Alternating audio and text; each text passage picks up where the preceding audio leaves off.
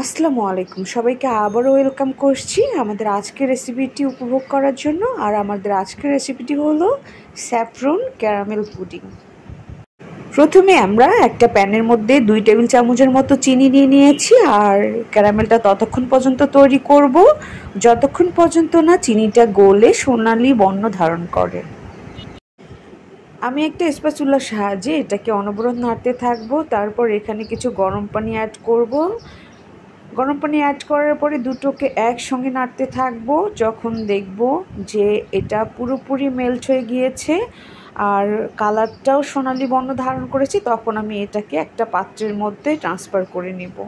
ঠিক যে পাত্রটার মধ্যে আমি পুডিংটাকে সেট করব সেই পাত্রটার মধ্যে আমি ক্যারামেলটাকে ঢেলে পুরোটা সেট করে নিব। তারপরে আমি এটাকে ঠান্ডা হওয়ার জন্য সাইডে রেখে দিব।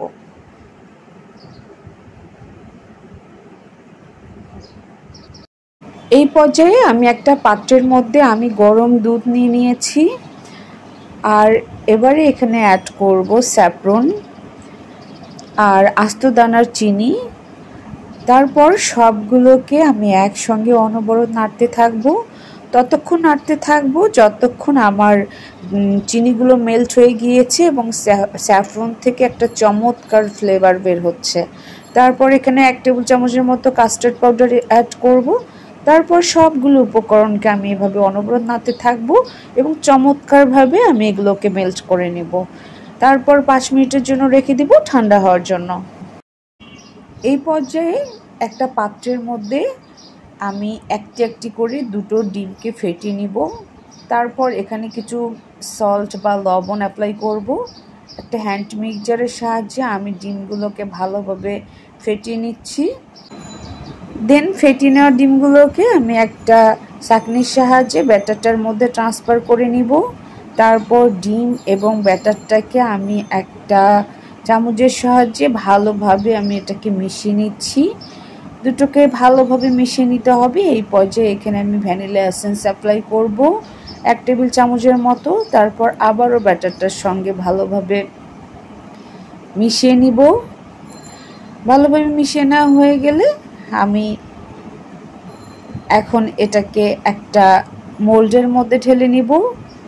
সেই মোল্ডটার মধ্যে আমি ক্যারামেলটাকে সেট করে রেখেছিলাম। এখন আমি এটাকে ঢাকনা দিয়ে ঢেকে দিব।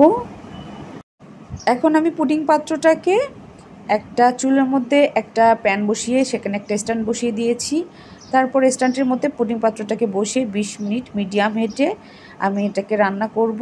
20 মিনিট পরে ঢাকনাটা তুলে আমি পুডিং পাত্রটাকে তুলে নিব। তারপর এটাকে আমি পুরোপুরিভাবে ঠান্ডা করে নিব। ঠান্ডা হয়ে গেলে আমি পাত্রের ঢাকনাটা খুলে নিয়েছি। আমার পুডিংটাকে আমি একটা ছুরির সাহায্যে আপনাদের মোল্ড আউট করে দেখাচ্ছি।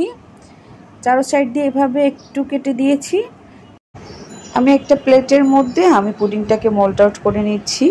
আপনি যদি একটা সঠিক নিয়ম ফলো করে একটা পুডিং তৈরি করেন তখনই আপনি একটা স্মুথ বাউন্সি একটা পুডিং পেতে পারেন।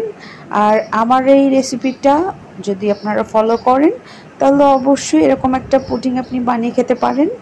তো আমার আজকের রেসিপিটা কেমন লাগলো অবশ্যই কমেন্ট করে জানাবেন। আর এরকম সুন্দর সুন্দর রেসিপি পাওয়ার জন্য আমার চ্যানেলটাকে সাবস্ক্রাইব করে রাখবেন। ভালো থাকবেন। আসসালামু আলাইকুম।